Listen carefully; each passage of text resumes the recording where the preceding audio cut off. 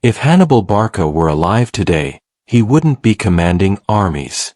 He'd be dismantling competitors from the inside out. He wouldn't announce his strategies. He wouldn't reveal his next move. He'd be the ghost in your business plan, the whisper in your team meetings, orchestrating chaos so perfectly you'd swear it was market forces. Because in a world obsessed with direct confrontation, Hannibal would dominate through psychological warfare. And today, I'm going to show you exactly how. Not with motivational quotes, with tactical doctrine. 15 psychological rules for total victory based on what Hannibal would do if he were hunting in today's arena. We will either find a way or make one. Rule 1. Attack where they think you can't. Hannibal understood that victory lives in impossibility. When Rome fortified every Mediterranean port, he marched 90,000 men and 37 war elephants through the Alps in winter, a journey military experts called suicide. Half his army died. The survivors appeared in Italy like ghosts materializing behind locked doors. Today's Netflix was told streaming would never replace DVDs. Amazon was dismissed as just books. Tesla was laughed at for making electric cars nobody wanted. Each found their Alps while competitors guarded empty gates. Picture this. Your industry's biggest players are locked in a pricing war, burning millions on the same customers. While they bloody each other in the obvious battlefield, you identify the demographic they all ignore. Not because it's small, but because it requires a completely different approach. You build your entire strategy around serving people they've written off as impossible to reach profitably. 6 months later, you're not fighting for scraps in their saturated market. You've created an entirely new category where you have no competitors because everyone else is still fighting the last war. Rome couldn't defend against Hannibal because Rome couldn't imagine Hannibal. The mind builds walls where it sees danger. The mind leaves doors open where it sees impossibility. Instead of asking, how do I beat them at their game? Ask, what game are they not even playing? While they perfect their defenses, perfect your ability to make their defenses irrelevant.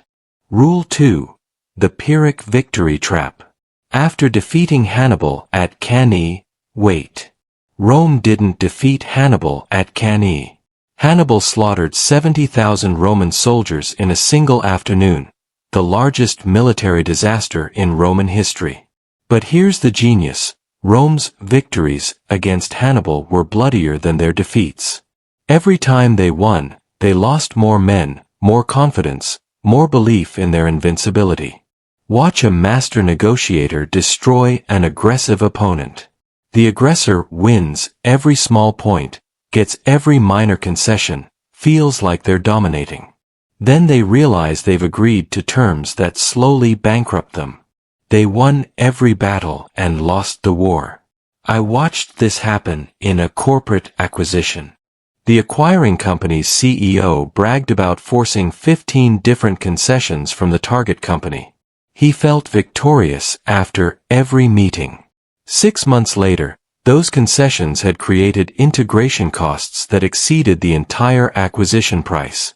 The target company's CEO had smiled, nodded, and let him win his way into financial disaster. Your competitor isn't your enemy. Your competitor's ego is your weapon. Feed it victories that feel satisfying but create unseen problems. Let them celebrate wins that slowly poison their position. The most dangerous victories are the ones that feel too easy. Rules 3 to 4. The Tempo-Ally Fusion. Control the tempo of engagement. Hannibal fought a 15-year war on Roman soil. Rome had superior numbers, unlimited resources, and home field advantage. Yet Hannibal controlled when every major battle happened. He vanished into the Italian countryside when Roman armies advanced. He struck isolated Roman outposts when their main forces regrouped. He rested his troops while Romans marched frantically searching for him. Modern warfare happens at panic speed. Everyone responds to urgent emails within minutes, takes meetings when others schedule them, makes decisions when others create deadlines. But watch someone who truly controls their tempo. They respond to urgent requests with 24-hour delays that somehow make their response more valuable. They turn emergency meetings into scheduled conversations that happen on their terms. Elon Musk does this masterfully. While competitors rush to match his announcements, he's already working on the next breakthrough they haven't imagined. While they react to his public statements, he shapes the conversation by revealing information when it serves his timeline, not theirs. Turn their allies into your network. But here's where Hannibal's genius became legendary. He didn't just control his own tempo, he accelerated Rome's allies toward betrayal. After each Roman defeat, Hannibal would release captured Allied soldiers without ransom while keeping Roman prisoners. He'd send the allies home with stories of his mercy and Rome's failures. Within months, entire cities that had been loyal to Rome for generations were opening their gates to Hannibal. The deepest game isn't stealing their people. It's making their people grateful to have choices. Today's version, instead of recruiting your competitors' best employees, become the industry leader they compare their current situation to. Don't offer them jobs. Offer them a vision of what professional excellence looks like. When they go back to their current role, they'll feel the gap between what is and what could be. Their allies won't leave them for you. They'll leave them for themselves, and you'll just happen to be the place where their better future lives. Rome's allies didn't betray Rome for Hannibal. They betrayed Rome for the version of themselves they discovered was possible. Rule 5. The Hydra Strategy, multiple simultaneous threats. Picture Rome's war room after Cannae. Scouts burst in with reports. Hannibal's main army is marching toward Rome. 30 minutes later. Sir, his cavalry is attacking our supply depot 200 miles south. An hour later, our allies in Sicily report Carthaginian ships offshore. By sunset, Hannibal's brother has crossed into Spain with a second army. Rome's generals stared at maps that showed Hannibal apparently being in 7 places simultaneously. They couldn't all be true, but they couldn't afford to ignore any of them. Their army fragmented into defensive units, each too small to be decisive anywhere. In 2008, Netflix did this to Blockbuster. While Blockbuster focused on the DVD by mail threat, Netflix was simultaneously developing streaming technology, licensing content directly from studios, creating original programming, building recommendation algorithms, and negotiating with device manufacturers. Blockbuster kept trying to address the Netflix problem, as if it were a single issue. By the time they realized Netflix was an entire ecosystem of threats, it was too late to defend against any of them effectively. Here's how this looks in practice. Your competitor launches a superior product. Instead of building one better product, you launch 3 different solutions to 3 different problems they can't solve. While they celebrate their product victory, you're capturing market segments they didn't know existed. The mind that tries to defend everything defends nothing. The strategy that addresses multiple threats simultaneously addresses none of them well. Force them to choose between threats instead of choosing between opportunities. Rule 6. Use their expectations as weapons. Hannibal studied Roman military doctrine until he could predict their responses better than they could. Then he built traps inside their own patterns. Every standard Roman response became a pathway to defeat. Today, everyone has patterns. How they negotiate. How they respond to pressure.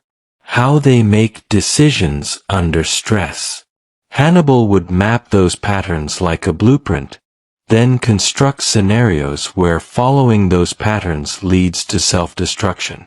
Predictability is vulnerability disguised as strength. Hannibal would identify your standard responses to competition, crisis, and opportunity. Then he'd create situations designed to trigger those responses at the worst possible moments. Your careful planning becomes overthinking. Your quick decisions become recklessness. Your proven strategies become predictable failures. People trust their patterns because patterns have worked before. But patterns become prisons when someone else holds the keys. Don't break their patterns.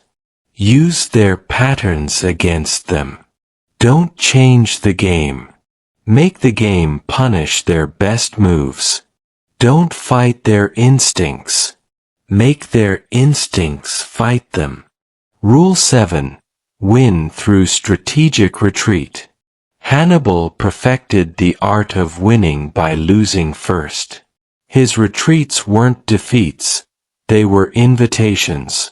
He'd withdraw just enough to make Rome advance too far, stretch too thin, commit too deeply.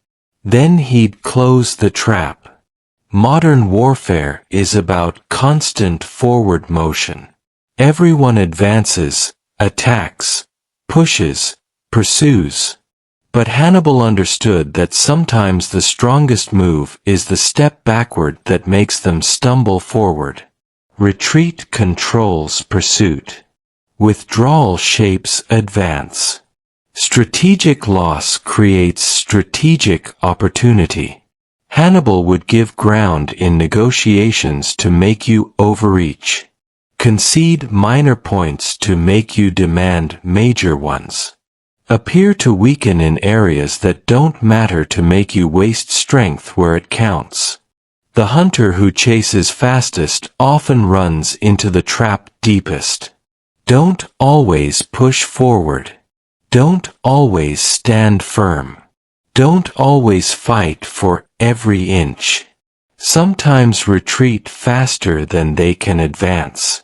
Make them chase you into positions that favor you. Let them win battles that make them lose the war. Rule 8. Dominate through invisible presence. Hannibal's reputation did more damage than his actual army. Roman soldiers defeated themselves through fear before battles even began. His psychological presence was more powerful than his physical presence. Today, everyone focuses on being seen, being heard, being acknowledged. But Hannibal would dominate through the fear of what might happen when he shows up. The mind creates scenarios more terrifying than reality ever could.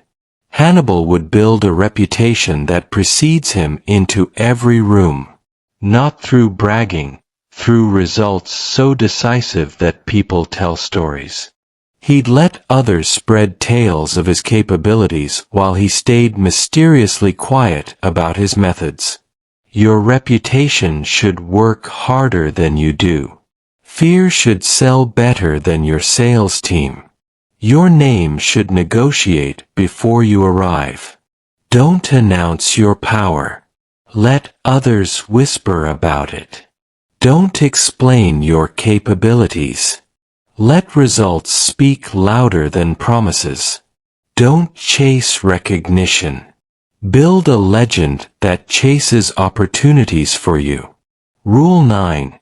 Turn delay into desperation. Hannibal understood that time is a weapon. He wouldn't rush to decisive battles. He'd let Rome's urgency destroy Rome's judgment. Every day they couldn't catch him was a day their confidence eroded. Modern business moves at panic speed. Everyone wants instant results, immediate answers, quick resolutions. But Hannibal would weaponize patience against impatience. Desperation makes smart people make stupid decisions. Hannibal would delay negotiations just long enough to make you eager to close. Postpone decisions until you're willing to accept worse terms. Take time to think while you feel pressured to act. Let your urgency become his advantage. The person who needs it more pays more for it.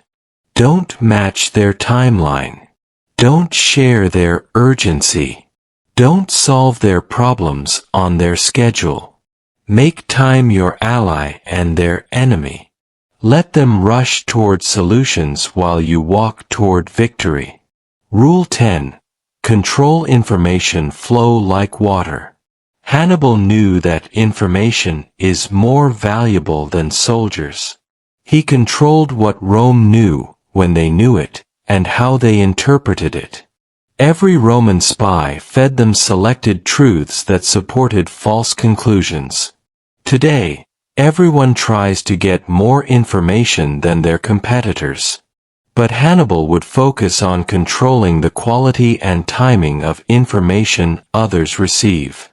False confidence kills more plans than true intelligence saves. Hannibal would feed your network information that's technically true but strategically misleading. Let you hear about opportunities that waste your resources. Share insights that sound valuable but lead to poor decisions. Give you exactly what you think you want to know. The most dangerous lies are facts arranged to support false conclusions. Don't hoard information. Shape information. Don't seek perfect intelligence. Control how others interpret imperfect intelligence. Don't outknow them. Make them think they know more than they do. Rules 11 to 13. The Trinity of Invisible Dominance. Make victory look like luck. Roman historians spent centuries trying to explain Hannibal's victories. The weather favored him at Trebia. He got lucky with Roman overconfidence at Cannae. Political circumstances in Rome created his opportunity. They refused to credit systematic brilliance because acknowledging his strategic superiority would mean admitting Rome was intellectually outmatched by a barbarian. This is psychological warfare at its purest. When your enemies can't understand your success, they can't replicate your methods or defend against them. Modern example: Warren Buffett has been called lucky for decades. He got lucky with Coca-Cola. He got lucky timing the market crashes. He got lucky with great managers. Meanwhile, he systematically applied the same value investing principles for 60 years. While others try to decode his luck, he continues using the same playbook they refuse to study seriously. How to create fear through selective mercy. After the Battle of Lake Trasimene, Hannibal captured 15,000 Roman soldiers. He released the Allied troops with gifts and messages of friendship. He sold the Roman citizens into slavery. He executed the Roman officers publicly, but spared one centurion who had shown unusual bravery, sending him back to Rome with honors. No one could predict Hannibal's response to defeat or capture. This uncertainty paralyzed Roman decision-making. Officers hesitated to engage because they couldn't calculate the personal risk. Allies wondered if cooperation with Rome was worth the potential consequences of facing Hannibal. Today's version: a tech CEO selectively destroys competitors who undercut his pricing while publicly praising and even investing in companies that compete on innovation. The market learns to compete with him on his terms, innovation, while avoiding competition on his forbidden terms, price. He's created his own rules without ever explicitly stating them. Win before the battle begins. The Battle of Cannae was decided 6 months before it was fought. Hannibal chose the location, the timing, the weather conditions, and even the psychological state of the Roman commanders. By the time 80,000 Romans faced 50,000 Carthaginians on that dusty plain, the outcome was inevitable. Hannibal had studied Roman military doctrine, mapped the personality of their commander Varro, calculated the seasonal wind patterns, and positioned his forces to exploit Roman tactical predictability. The actual fighting was just ceremony. The war was won during preparation. Modern translation: the negotiation isn't won in the conference room. It's won in the research phase where you map their priorities, deadlines, pressure points, and alternative options. The presentation isn't won with slides. It's won by understanding the audience's unstated concerns and addressing them before they're raised. Victory is a choice made during preparation, not a prize won during performance. Rule 14. Turn their strengths into weaknesses. Hannibal studied Roman military doctrine and found ways to make every Roman advantage backfire. Their discipline became rigidity. Their training became predictability. Their confidence became arrogance.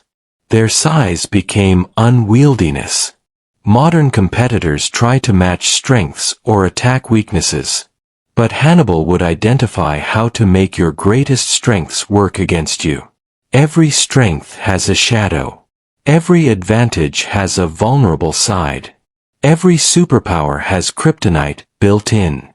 Hannibal would create scenarios where your speed looks reckless, your size looks bureaucratic, your experience looks outdated, your innovation looks unstable. He'd make your selling points become buying objections. The strongest defense becomes the weakest point when attacked from the right angle. Don't compete with their strengths. Don't ignore their strengths. Make their strengths embarrass them. Create contexts where their advantages become disadvantages.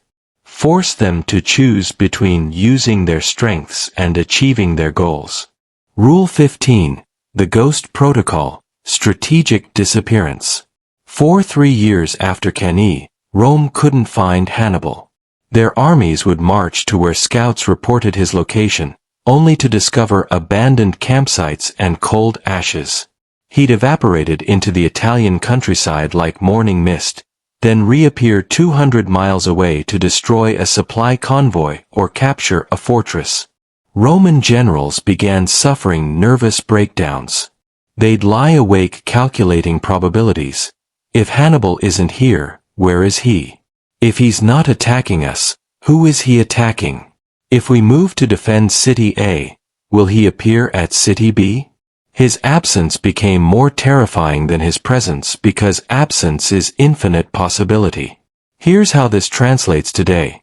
During a hostile acquisition attempt, the target company's CEO vanished from all public communication for 30 days. No statements, no interviews, no social media. The acquiring company's stock price dropped 15% as investors panicked about what defensive strategies were being planned in that silence. When the CEO finally emerged, he'd quietly secured financing from 3 different sources and had turned himself from prey into predator. The most devastating response to aggression isn't counteraggression.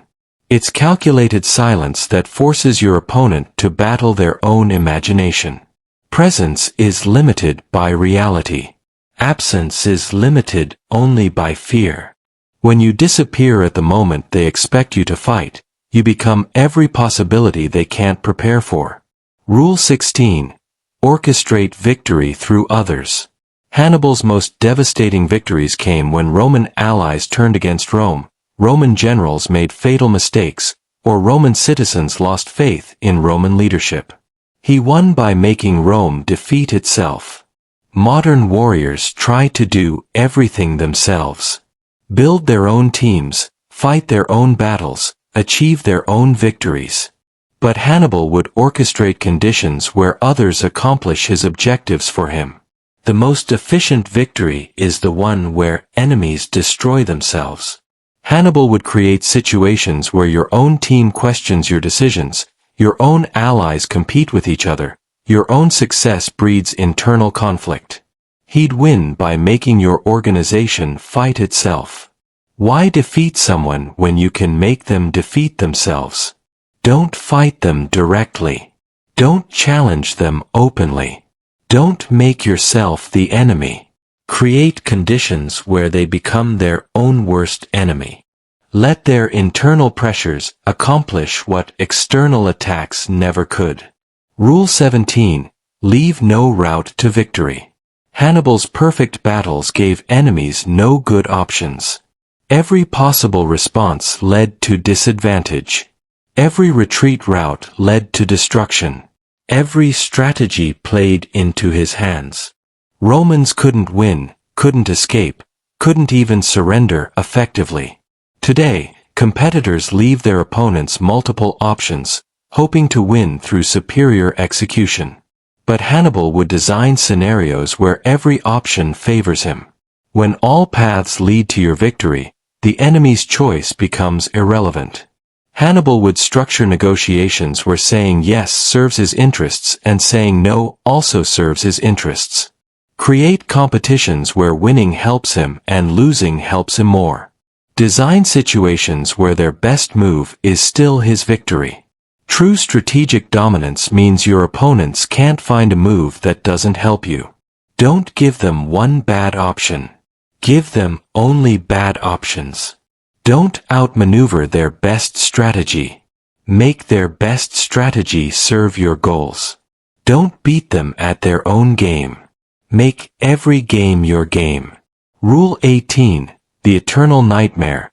Building legacy through psychological permanence. 2,000 years later, military academies still study Hannibal's tactics. Parents still use Hannibal ante portas, Hannibal at the gates, to describe unstoppable threats approaching. His name became synonymous with the impossibility of victory becoming inevitable through superior thinking. But here's what made Hannibal's legacy truly immortal. He didn't just defeat Roman armies.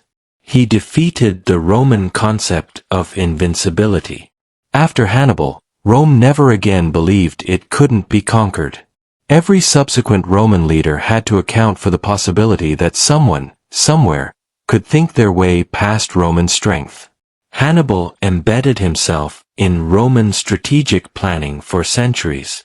Long after his death, Roman generals would ask, what would Hannibal do in this situation?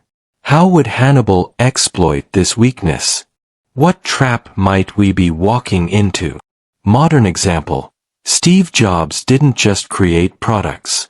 He created a permanent standard of design thinking that every technology company must now meet. Years after his death, product teams still ask, what would Jobs think of this interface?